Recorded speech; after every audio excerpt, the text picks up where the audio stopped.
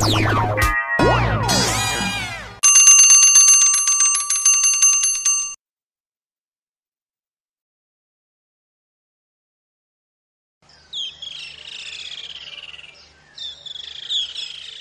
পার হয়ে সবে কলেজে ভর্তি হলাম, কিন্তু ছেলেবেলার স্মৃতি যেন সর্বক্ষণই আমায় আঁকড়ে থাকে। ছোট ছেলেগুলোকে দেখে আমার ছেলেবেলার বন্ধু লালুর কথা মনে পড়ে। তখন আমরা গ্রামের একটা ছোট্ট বাংলা স্কুলে পড়তাম।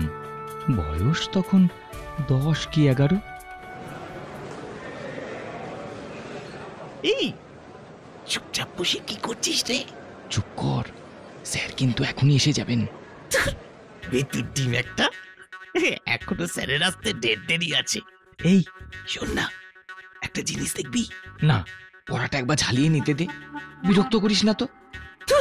কি যে সারাক্ষণ পড়াশোনা করিস, কোথায় ভাবলাম তোকে একটা দারুণ জিনিস দেখাবো। বেশ, তুই তো দারুণ জিনিসটা ছুটির পরে দেখাস। বাবা, এখন যখন দেখবি না, তাহলে ছুটির পর আজ বিকেলে আমাদের বাড়িতে আসতে হবে। তোদের বাড়ি? কেন রে, কি এমন জিনিস যে তোর বাড়ি গিয়ে দেখতে হবে? এই লালু, বল না। বলবো না, আসলেই দেখতে পাবি।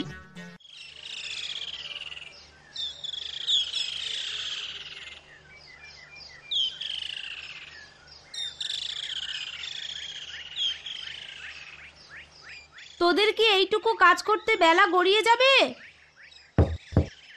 এখন আবার কে এলো এই কাজের সময়? আসছি রে বাবা, আসছি। ও মা, তুই? লালু, দেখ কে এসেছে। ভালো আছেন মাসিমা? এই চলে যাচ্ছে বাবা, এসো এসো। তা এতদিন পর বুঝি মাসিমাকে মনে পড়লো? না, মানে আসলে লালু বলল যে।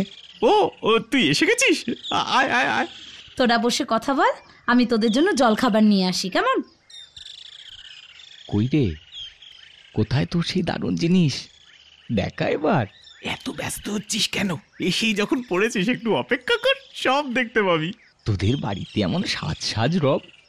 আর বলিস না, বাবা এই নতুন বাড়ি করা অবধি মায়ের আশা তার গুরুদেব শ্রী স্মৃতিরত্ন মশাইকে এ বাড়িতে এনে তার পায়ের ধুলো নেন।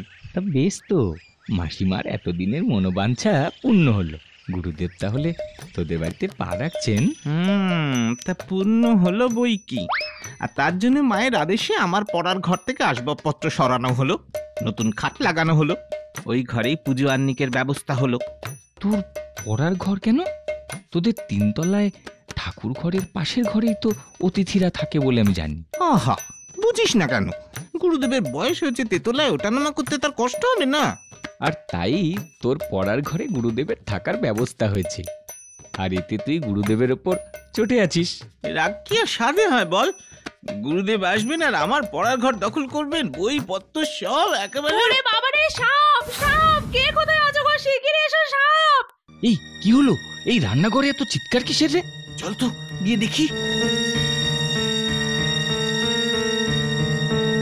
তোদের নিয়ে আমি আর পারি না। সব কি দেখতে কি দেখেছে কে জানে। এখানে সাপ আসবে কোথা থেকে? ওদিকে যাবেন না গিন্নিমা? ও বাবা গো, হে যে দেখে বিশাল বড় সাপ। ওরে বাবা রে, লালু লালু কিছু একটা কর, সাপে যে আমার বড় ভয় করে। মাসিমা, আপনি শিগগির দারোয়ানকে একটা খবর দিন। আরে আমাকে আগে তোল মাটি থেকে। আরে এই সামান্য একটা সাপকে ভয় পাচ্ছ কেন এত? বলিস কি রে লালু, সাপ আবার সামান্য হলো কবে থেকে? কি হলো কি? বাড়িতে এত গোলযোগ কিসের? তোমাদের চিৎকারে 7 পাড়ার লোক জড়ো হয়ে গেছে। চিৎকার কি আর সাধে করছি গো? এই দেখো, উনুনের কোনায় একটা কত বড় সাপ। সাপ? কই দেখি। তাই তো, তবে এ যে নড়েও না চড়েও না। সাপটাকে জ্যান্ত বলে তো মনে হচ্ছে না। এই লালু, ওই লাঠিটা দে তো। হ্যাঁ বাবা, দিচ্ছি।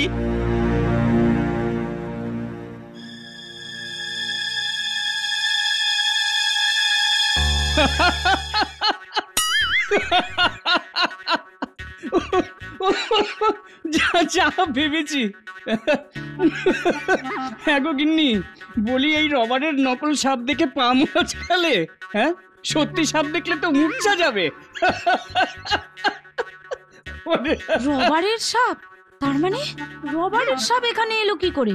এই সত্যি করে বল, তোরা কে এখানে রবারের সাপ এনে রেখেছিস?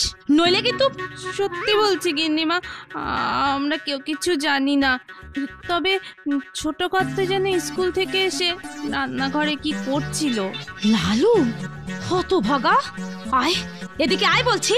রবারের সাপ দিয়ে আমাকে ভয় দেখানো, আয়। এই বুঝি তো দারুণ জিনিস, মাসিমাকে ভয় দেখানো। তুই আর কবে শোধরাবি বল দেখি। সব দোষ এখন আমার, তাই না? মাঝে আমার পড়ার ঘরটা গুরুদেবকে দিয়ে দিচ্ছেন। তাতে কি, কয়েকটা দিনের জন্যই তো। এই রবারের সাপটাই তুই স্কুলে আমাকে দেখাতে চেয়েছিলি। এই এই দাঁড়া দাঁড়া, বাড়িতে মনে হচ্ছে ডাক্তারবাবু এলো। মায়ের পাটায় ভালোই লেগেছে রে, চল গিয়ে দেখি। এই কবে থেকেই বলছি লালুর একজন কড়া মাস্টার ঠিক করো, সন্ধেবেলাটা তাহলে আমি একটু রেহাই পাই।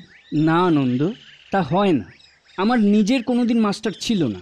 অনেক দুঃখ কষ্ট সয়ে আজ আমি উকিল হয়েছি, আর আমার ছেলে কিনা মাস্টারের কাছে পড়বে? তাছাড়া লালু তো বরাবর স্কুলে প্রথম হয়, তার জন্য তোমার মাস্টার লাগবে কিসের? তুমি তো সারাদিন ওকালতি নিয়েই ব্যস্ত থাকো, এদিকে এই ছেলের দস্যিপনা যে আর সহ্য হয় না। ঠিক আছে, আমি কথা দিচ্ছি, লালু যেদিন থেকে ক্লাসে প্রথম না হতে পারবে সেদিন থেকে বাড়িতে ওর জন্য মাস্টার আসবে। যাক, এই যাত্রা তুই বেঁচে গেলি, কি বল? মা শেষমেশ আমার ঘরে মাস্টার চাপানোর চেষ্টা করছে। আমি কি জানি না বাপু, বাড়িতে মাস্টার ডাকা মানে পুলিশ ডাকা। চল ঘরে যাই, মা দেখতে পেলে এখনই আমাকে পিটিয়ে হালুয়া করবে। চল।